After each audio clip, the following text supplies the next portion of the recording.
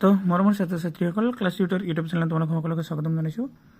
অসম জাতীয় বিদ্যালয়ৰ ক্লাছ 5ৰ গণিত বিষয়টোৰ চেপ্টাৰ নম্বৰ 10 হয়। অনুশীলনী যিটো মানে অনুশীলনী 10ৰ এইটো ভিডিঅ'ৰ মানে এইটো চেপ্টাৰৰ তোমালোকৰ 5লৈকে মই এটা ভিডিঅ' বনাইছিলোঁ। আজি মই 6ৰ পৰা আকৌ নেক্সট ভিডিঅ'টো দিম। ভিডিঅ'টো ভাল লাগিলে লাইক কৰিবা, চেনেলটো ছাবস্ক্ৰাইব কৰি ৰাখিবা। 6 নম্বৰ প্ৰশ্ন তোমালোকক দিছে, তলত কেইটামান আয়তৰ দিশ আৰু প্ৰস্থ দিয়া আছে, আয়তটোৰ পৰিসীমা উলিয়াব লাগিব। তো প্ৰথমতে চাবা, তোমালোকৰ আয়তৰ পৰিসীমাৰ সূত্ৰটো হৈছে কি 2 পূৰণ দিশ যোগ প্ৰস্থ। এই সূত্ৰৰ মতে আমি গোটেইকেইটা গণিত কৰিম। এতিয়া চোৱা, তোমালোকৰ 1 নম্বৰ প্ৰশ্নটোত মানে যি আছে সেইটো লিখিবা যে দিয়া আছে আয়তৰ দিশ আছে তোমালোকৰ 18.6 মিটাৰ, প্ৰস্থটো আছে 12.4 মিটাৰ। এতিয়া এনেকৈ লিখিবা, এটাকে আয়তৰ পৰিসীমা, সেই যে সূত্ৰটো দেখুওৱা হ'ল এইটো সূত্ৰ, এই সূত্ৰৰ মতে কৰিম 2 পূৰণ দিশ যোগ প্ৰস্থ একক। এতিয়া এইটো হ'ল 2 দিশ মানে কিমান আছিল, ইয়াতে দিয়া হৈছে 18.6 মিটাৰ, গতিকে এইটো লিখিবা 18.6 যোগ প্ৰস্থ আছিল তোমালোকৰ 12.4, এইটো লিখিবা 12.4 মিটাৰ। তো সমান সমান এতিয়া 2 ঠিকেই নামিব তললৈ, পূৰণ 18.6 আৰু 12.4, এই দুইটা যোগ কৰিলে কিমান হয় 31 হয়। ইফালে যোগ কৰা হৈছে, চোৱা 6 4 10 হয়, 10 শূন্য হাতত থাকে 1। এতিয়া দশমিকৰ ঠাইতে হ'ব 8 আৰু 2 10, হাতে ৰাখি 11, আকৌ হাতত 1 থাকিল, 1 1 2 হাতে ৰাখি 3। চোৱা এইটো কি হ'ব জানা, দশমিকৰ আগত যিখিনি সংখ্যা আছে এইটোৱে ধৰিব লাগিব, যিহেতু দশমিকৰ পিছত শূন্য এইটো দৰকাৰ নাই, গতিকে তোমালোকৰ মেইন উত্তৰটো হ'ব কিমান 31। চ' ইয়াতে 31 দিয়া হ'ল। এইবাৰ আৰু 2 আৰু 31ৰ লগত কি কৰিব লাগিব, পূৰণ কৰিব লাগিব। চ' 2 31 গুণ কিমান হয় 62 মিটাৰ। তাৰপিছত 2 নম্বৰত দিয়া আছে তোমালোকৰ আয়তৰ দিশ 25.1 চেণ্টিমিটাৰ আছে, প্ৰস্থটো আছে 21.9 চেণ্টিমিটাৰ। এতিয়া আয়তৰ পৰিসীমা সূত্ৰৰ মতে কৰিবা 2 পূৰণ দিশ যোগ প্ৰস্থ একক। এইটো 2 পূৰণ 25.1টো দিয়া হ'ল, যোগ মানে প্ৰস্থৰ ঠাইত 21.9 চেণ্টিমিটাৰ দিয়া হ'ল। এইবাৰ মানে 2 পূৰণ 47, মানে 47 কেনেকৈ হয়, এই দুটা যোগ কৰি হৈছে, ইফালে চোৱা 1 9 10 হাতে 1, দশমিকৰ ঠাইত বহিব 5 1 6 হাতে ৰাখি 7, 2 2 4 হাতে ৰাখি এইবাৰ হাতত নাই, 2 2 4 হ'ব। চ' কি হৈছে, দশমিকৰ আগত 47 আছে, সেইকাৰণে ইয়াতে 47 হৈছে। এইবাৰ 2 পূৰণ 47 চেণ্টিমিটাৰ ইকুৱেল টু কিমান হয়, তাৰমানে 94, মানে সমান সমান কিমান হ'ব 94 চেণ্টিমিটাৰ। 3 নম্বৰটো দি আছে তোমালোকৰ আয়তৰ দিশ দি আছে কিমান 17 মিটাৰ, 17 মিটাৰ, মিটাৰ নহয় চেণ্টিমিটাৰ হয় এইটো। তাৰপিছত প্ৰস্থ দি আছে 9 চেণ্টিমিটাৰ। এতেকে লিখিব যে আয়তৰ পৰিসীমা কিমান হয় 2 পূৰণ দিশ যোগ প্ৰস্থ একক, এইটো সূত্ৰৰ মতে হ'ব। 2 পূৰণ দিশ আছে 17 আৰু প্ৰস্থ আছে 9, এইটো দিশ 17 চেণ্টিমিটাৰ আৰু 9 আছে প্ৰস্থ আছে 9 চেণ্টিমিটাৰ। এইবাৰ কি কৰিম, 2 17 আৰু 9 কিমান হয় 26 যোগ কৰা হৈছে, গতিকে 2 26ৰ লগত পূৰণ কৰিলে কিমান হয় 52 চেণ্টিমিটাৰ। এটা হয় 3 নম্বৰ উত্তৰ। 4 নম্বৰত তোমালোকৰ মানে এনেকৈ লিখিবা যে দিয়া আছে আয়তৰ দিশ 255 মিলিমিটাৰ, প্ৰস্থ আছে 147 মিলিমিটাৰ, 47 নহয় 75 হয় আচলতে, 255 আৰু এটা হ'ল কিমান 237 দিয়া 75 আছে, ইয়াতে 77 দিয়া আছে, গতিকে এইটো 75 লিখা।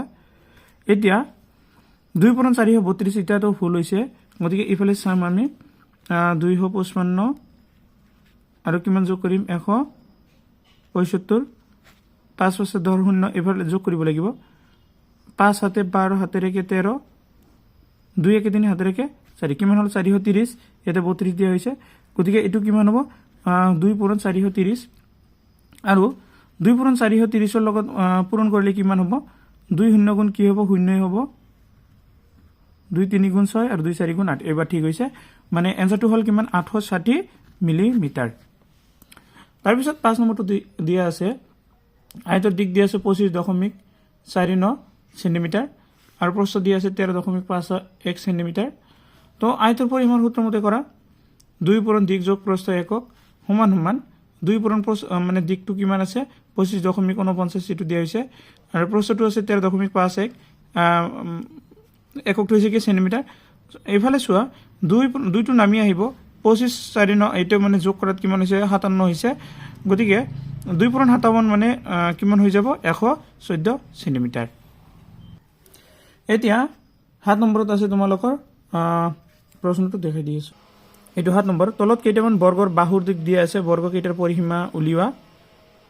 তো লিখিবা এই নম্বৰত এনেকৈ দিয়া আছে বৰ্গৰ বাহুৰ দিক 18 চেণ্টিমিটাৰ। আৰু বৰ্গৰ পৰিসীমাৰ সূত্ৰটো তোমালোকে জানা নিশ্চয়, 4 পূৰণ এটা বাহুৰ দিক বা বাহুৰ মাপ। তো বৰ্গৰ পৰিসীমা হৈছে 4 পূৰণ এটা বাহুৰ মাপ, এটা মুখস্থ ৰাখিলো এই সূত্ৰটা। সমান সমান যেহেতু বৰ্গৰ বাহুৰ দিক কিমান আছিল 18 চেণ্টিমিটাৰ, গতিকে 4 পূৰণ কিমান দিব লাগিব 18 চেণ্টিমিটাৰ। 4 18 গুণ কিমান হয় 72 চেণ্টিমিটাৰ।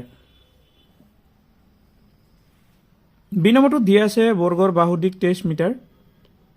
তো পৰিসীমা এটাকে বৰ্গৰ পৰিসীমা কি হ'ব 4 পূৰণ মানে 23 মিটাৰ, যেহেতু মানে এটা বাহুৰ দিক কিমান আছে সূত্ৰৰ মতে এটা বাহুৰ মাপ মানে 4 পূৰণ কিমান দিব লাগিব 23 মিটাৰ। সো 4 23 গুণ কিমান হয় 92 মিটাৰ। এবাৰ সি নম্বৰলৈ আহা। সি নম্বৰ তোমালোকৰ দিয়া আছে বৰ্গৰ বাহুৰ দিক 38 ডেচিমিটাৰ। এটাকে বৰ্গৰ পৰিসীমা সূত্ৰৰ মতে কৰা হৈছে 4 পূৰণ 38 ডেচিমিটাৰ সমান সমান কিমান হ'ব 152 ডেচিমিটাৰ। ডি নম্বৰটো দিয়া আছে বৰ্গৰ বাহুৰ দিক 25 চেণ্টিমিটাৰ।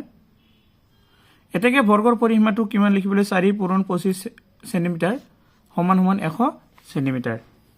এইটো হ'ব কি ডি নম্বৰটোৰ এনসাৰ। ই নম্বৰটো চোৱা কি কৈছে, দিয়া আছে বৰ্গৰ বাহুৰ দিক 19 ডেকামিটাৰ। এটাকে বৰ্গৰ পৰিসীমাটো সূত্ৰ মতে কৰা হ'ব 4 পূৰণ 19 ডেকামিটাৰ সমান সমান 76 ডেকামিটাৰ।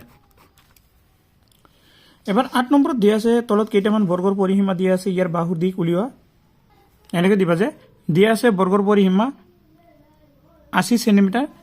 গতিকে বৰ্গটোৰ বাহুৰ দিক উলিয়াবলৈ গ'লে কি কৰিব লাগিব পৰিসীমাক 4ৰে ভাগ কৰিব লাগিব, যেহেতু বৰ্গৰ কথা কৈছে। গতিকে বৰ্গটোৰ বাহুৰ দিক পৰিসীমা ডিভাইডেড বাই 4 বা 80/4 80/4 মানে 4ৰে 80ক ভাগ কৰিলে কিমান ওলাই 20 ওলাই। এইটো এনসাৰটো হ'ব কিমান 20 চেণ্টিমিটাৰ। বি নম্বৰটোৰ এনেকৈ দিবা যে দিয়া আছে বৰ্গৰ পৰিসীমা কিমান 56 মিটাৰ। গতিকে বৰ্গটোৰ বাহুৰ দিক উলিয়াবলৈ গ'লে এই আগৰ নিচিনাই মানে যেনেকৈ পৰিসীমাক 4ৰে ভাগ কৰিছে এইটো পৰিসীমাক 4ৰে ভাগ কৰিবা। গতিকে আগৰটোত আছিল 80 কিন্তু এবাৰ হৈছে বি নম্বৰটোত হৈছে 56 96ক 4ৰে ভাগ কৰিলে কিমান ওলাই 14 মিটাৰ ওলাই। চি নম্বৰটো দিয়া আছে বৰ্গৰ পৰিসীমা 112 চেণ্টিমিটাৰ। আগৰ নিচিনাই এটাকে বৰ্গটোৰ বাহুৰ দিক হ'ব পৰিসীমা 4ৰে ভাগ কৰা হৈছে। পৰিসীমা কিমান আছিল 112ক 4ৰে ভাগ কৰাত এনসাৰটো কিমান হ'ব 28 চেণ্টিমিটাৰ। এবাৰ ডি নম্বৰত দিয়া আছে বৰ্গৰ পৰিসীমা 60 ডেচিমিটাৰ। গতিকে বৰ্গটোৰ বাহুৰ দিক পৰিসীমাক এই 4ৰে ভাগ কৰিব লাগিব। পৰিসীমা এবাৰ 60 আছে, গতিকে 4ৰে 60ক ভাগ কৰিলে কিমান হয় 15 ডেচিমিটাৰ। এই নম্বৰটো হৈছে দিয়া আছে বৰ্গৰ পৰিসীমা 96 ডেকামিটাৰ। সেই সূত্ৰৰ মতে কৰা, গতিকে বৰ্গৰ বাহুৰ দিক হ'ব সমান সমান পৰিসীমা 4ৰে ভাগ কৰা হৈছে। পৰিসীমা যেহেতু 96ক 4ৰে ভাগ কৰাৰ লগে লগে কিমান হৈছে 24 ডেকামিটাৰ। আজিৰ ভিডিঅ' এইখিনিলৈকে। নেক্সট প্ৰশ্নোত্তৰখিনি আমি নেক্সট ভিডিঅ'ৰ জৰিয়তে আলোচনা কৰিম। ধন্যবাদ সকলোকে।